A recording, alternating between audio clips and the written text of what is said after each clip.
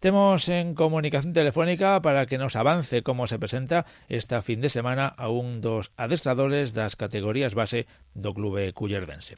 Alex Seijo, que tal? Boas tardes. Hola, boas tardes, que tal? Que tal? Bueno, de novo, temos aí unha intensa fin de semana con moitas citas, con moitos partidos, tanto o sábado como tamén o domingo. Por certo, imos por orden, comenzamos, antes falaba do senior masculino do equipo de Primeira División Nacional. Esperemos que sí, xa esta fin de semana remate esa racha negativa. Pois sí, a verdade é que sí, non puido conseguirse a vitoria o pasado fin de semana frente ao Luceros, que é o filial do Balonmán Cangas, equipo da Sobal. E nada, pois toca seguir remando, toca traballar sobre todo diante da nosa afección nesta ocasión. Son quizáis 2 puntos vitais agora mesmo, despois desta mala racha que se está obtendo. Os equipos de abaixo van puntuando pouco a pouco, nós non. Entón, toda a diferencia que tiñamos ao comezo da segunda volta, pois está a reducirse. Está a reducirse a niveis moi próximos, como sigamos nesta dinámica.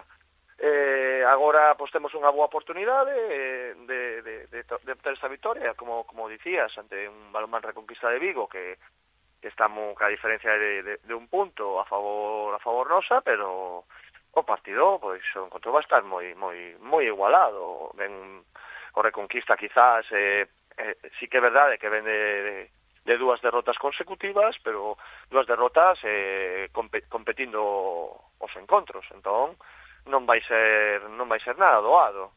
Nada, toca seguir cambiar esta dinámica a base de adestrar con alta intensidade, esa alta intensidade que se mostra nos adestramentos, transmitila no terreo de xogo, a ver que son capaces os xogadores do Balonmán Culleredo, a ver se podemos obter esos 2 puntos tan importantes e poder cambiar esa dinámica e estar un pouquiño máis tranquilos. O sea que, como iba dicindo, os equipos de abaixo, aunque hai unha diferencia de 8 de 9 puntos, sobre todo contra o último e penúltimo, pero non hai que relaxarse nestas fechas.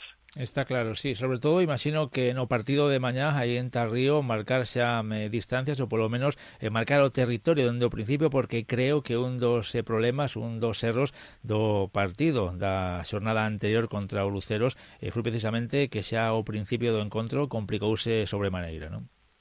Sí, non se saiu con intensidade, sobre todo a nivel defensivo, xa dende dos primeiros minutos a defensa ao nivel defensivo non estivo a altura do encontro, e foi a tónica realmente dos 60 minutos. Non se puido construir unha defensa sólida nesta ocasión. O Luceros aproveitou, xa os 35 goles encaixados a un rival, que é un bo rival, evidentemente, un equipo moi xoven, con moitas aspiracións de cara ao futuro, pero están nos postos baixos, por decir unha maneira, aunque ten 16 puntos. Eles xogabanse tamén estar nunha zona un poquinho máis tranquila, evidentemente, eles o demostraron, con gañas, con esa ilusión, e sobre todo con esa intensidade, donde pois nesta ocasión o senior pois non saiu así, non se deu coa tecla para solucionalo. Así que, nada, primeiro a intensidade, a concentración, e dado todo na pista, e logo, pois, se o resultado pois é negativo, habrá que acollelo, pero primeiro dalo todo ao 100%, no encontro desta fin de semana. Pois esta semana toca entón defender esa novena posición contra un rival directo e ademais en casa, aproveitando ese factor campo. Ese vai a ser o partido máis alentable da Liga en Primeira División Nacional, pero como sempre temos moitísimos das categorías base, tanto en Liga Ouro como en Prata. Precisamente falábamos desta Liga Prata antes a micrófono pechado, porque hai un equipo, o xuvenil masculino, que se xoga o primeiro posto precisamente contra o seu máximo rival, o Bueu Atlético. Pois sí, esta fin de semana o xuvenil masculino xogará contra o Bueu para para poder ser campeón da Liga Prata. Bueno, pues nesta ocasión se consiga a victoria. Pois habrá que xogar contra o sexto clasificado da Liga Ouro de xuvenil masculino. Se obtén a victoria, pois pasaríase xa directamente a xogar esa Final Four, por xogarse unha praza no Campeonato de España. Non será doado un encontro contra o Bueu, ademais hai que salientar unha baixa moi importante que produciso esta semana, que a baixa de Jorge Outó, un xogador moi importante sempre nesta xeración de rapaces, un líder na pista, sobre todo pola súa atitude, por seu saber estar, nada, unha mágoa, ten un esguince moi grave, a verdade, e non vai poder participar, pero bueno, o equipo está concienciado, penso que o plantel pode sacar aunque sea un duro encontro, un encontro moi igualado, penso que o plantel pode sair adiante, así que moita sorte para o xuvenil masculino, si xogará fora da casa, pero bueno, son capaces de obter esos últimos 2 puntos, poder ser campeóns da Liga Plata, e logo xa veremos o rival, veremos o que ocurre nesa eliminatoria, se obtemos a victoria este fin de semana. Bueno, vai a ser un partido, imaginamos que moi igualado, xogan eles con ese factor campo ao seu favor, pero está claro que si chegan empatados a puntos a esta derradeira xornada é porque calquera dos dous se merece estar en esa posición. Sí, nada, ao final sempre ocurre estas situacións, non? A igualdade nos postos de arriba suele ser máxima, entón, bueno, pues veremos o que pode ocurrir.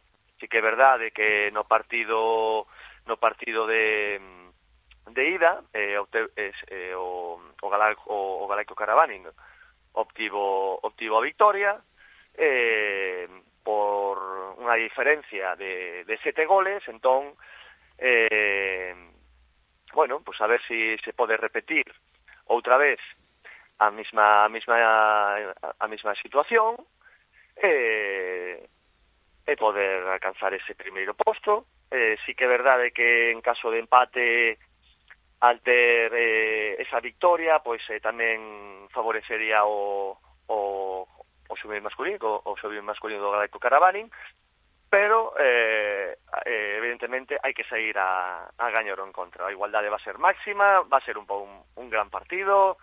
Evidentemente confiamos nos nosos para que obteñan a victoria e poidan ser campeóns de plata. Pois entón moi pendentes dese partido que se vai a xogar mañá sábado no pabellón Pablo Herbello a partires das 11:15 minutos. Xa que falamos das categorías base deste clube cullerdense, pois hai que estar pois de noraboa, non? Porque xa o comentaba esta mesma semana ao longo destes días que a Deputación de A Coruña recoñecía o esforzo e tamén o talento do balonmán base e sobre todo de varios integrantes deste clube, en concreto de eses 8 que foron recibidos tanto polo presidente da Deputación, por Valentín González Formoso, como tamén polo deputado de Deportes, por Antonio Leira. A verdade é que imagino que satisfeitos, non, con ese agasallo, con ese recoñecemento.